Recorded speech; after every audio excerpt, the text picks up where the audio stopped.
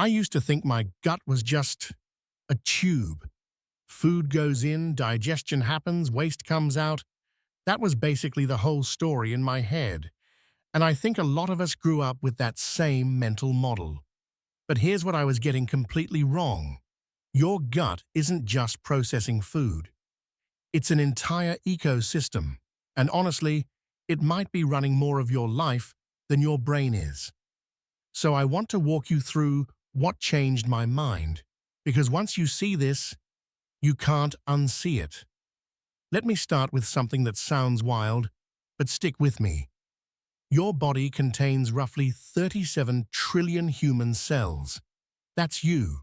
That's what you think of as yourself. But living inside you, mostly in your gut, are about 38 trillion bacterial cells. They outnumber you. And they're not just squatting there. They're actively controlling things like your mood, your immune system, your weight, even how your brain works. Here's the analogy that helped me finally get it. Imagine your gut bacteria as a massive city inside your body.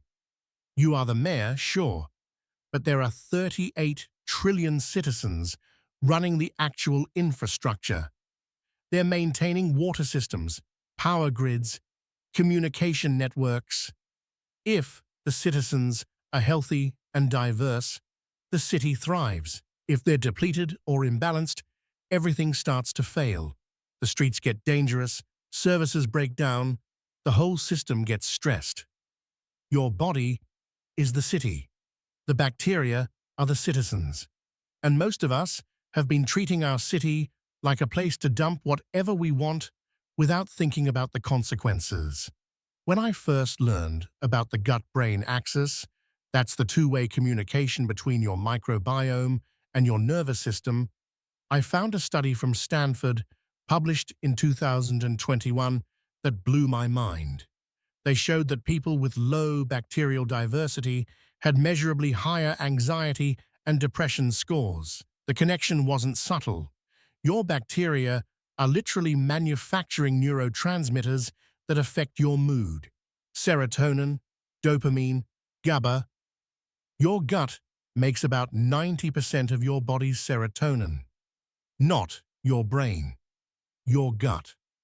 Harvard Medical School's research team, going back about a decade now, has been documenting how your microbiome influences everything from your metabolism to your immune response to how effectively you fight off infection. Their work showed that people with diverse gut bacteria had stronger immune systems and were less susceptible to chronic disease.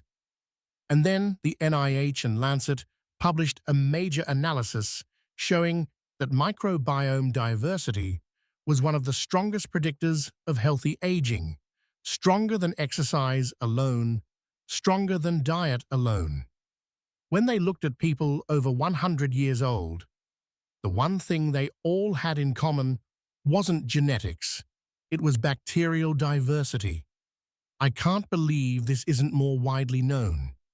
This is legitimately one of the most important discoveries in medicine in the last 20 years, and most of us are still treating our gut like it's just a processing plant. Okay, so here's what I actually started doing, because knowing this stuff is pointless if you don't change anything. First thing, I stopped thinking of food as just calories and macros. I started asking myself, am I feeding my bacteria or killing them?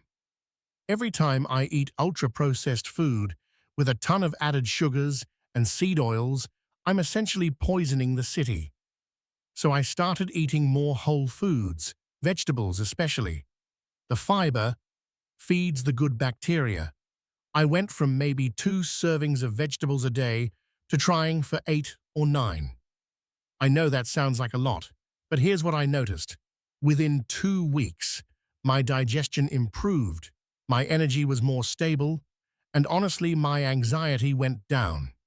I'm not exaggerating. It was noticeable. Second thing, fermented foods.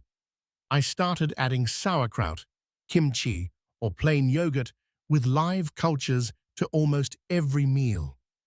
These foods contain live bacteria that can actually colonize your gut.